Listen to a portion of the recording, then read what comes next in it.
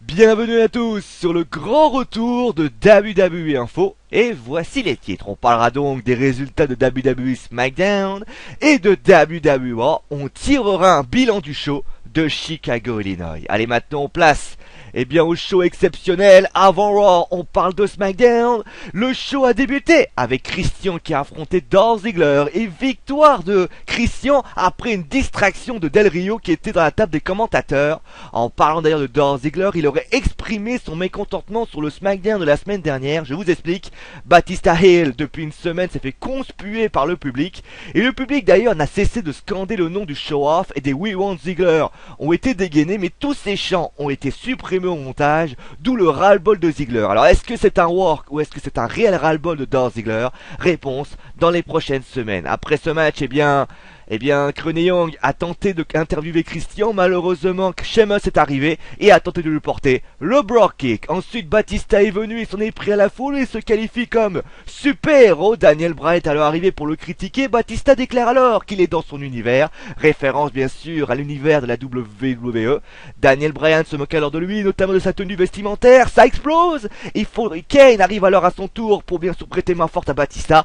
Et c'est le Big Show qui arrive et Vicky Guerrero décide alors que dans le main event, Daniel Bryan et le Big Show affronteront donc Batista et Kane. Et il a noté d'ailleurs qu'en parlant de Daniel Bryan, Triple H s'est exprimé sur son affrontement à WrestleMania, mais il dit simplement qu'il a plein de choses à faire et que pour défier Daniel Bryan, ça serait donc une perte de temps. Et si c'est à WrestleMania, ça serait inutile. Façon bien sûr B+ versus A+, d'après Triple H. Les Usos, eux, ont battu la Team Nuit Perfect.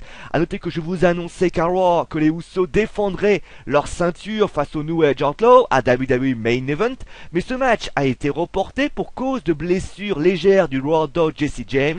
Ce sont donc les Los Matadores qui ont eu droit à un match face aux Usos, avec une victoire donc encore des Usos.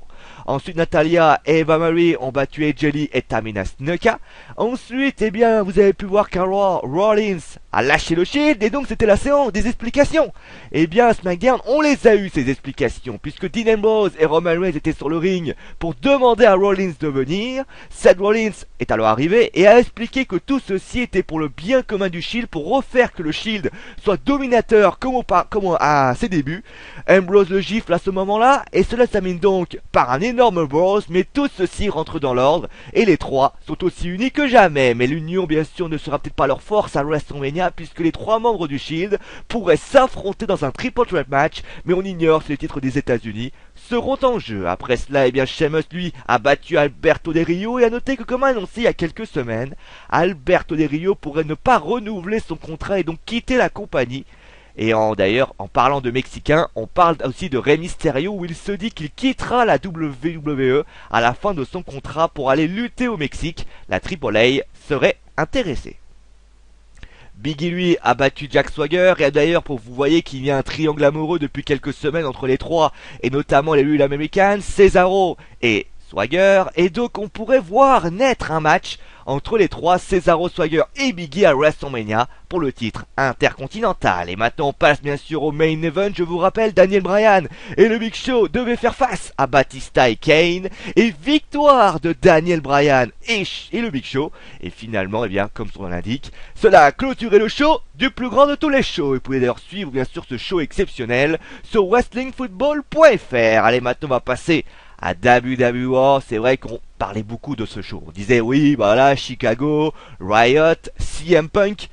Et on allait d'ailleurs balancer sur un tweet les règles en fonction de la tenue du show. Par exemple, il fallait se retourner, les fans devaient se retourner lorsque Triple H était venu. Et bien pendant le show, j'ai d'ailleurs dit que la WWE s'en était plutôt bien sortie. C'est d'ailleurs le sentiment général à la WWE aujourd'hui. La WWE savait qu'il fallait crever l'abcès dès le début du show en lançant la musique de CM Punk et en parlant de lui. Cela fait d'ailleurs été fait par Paul Heyman. Grâce à cela, le public a été plus modéré. Les chants CM Punk étaient plus pour espérer son retour que pour contester son départ.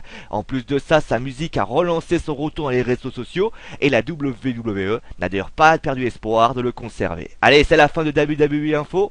On se retrouve bien évidemment demain pour les résultats de WWE où je vous rappelle qu'Hulk Hogan aura une annonce importante pour WrestleMania et c'est mon démo parce que je l'ai dit. Allez, ciao à tous.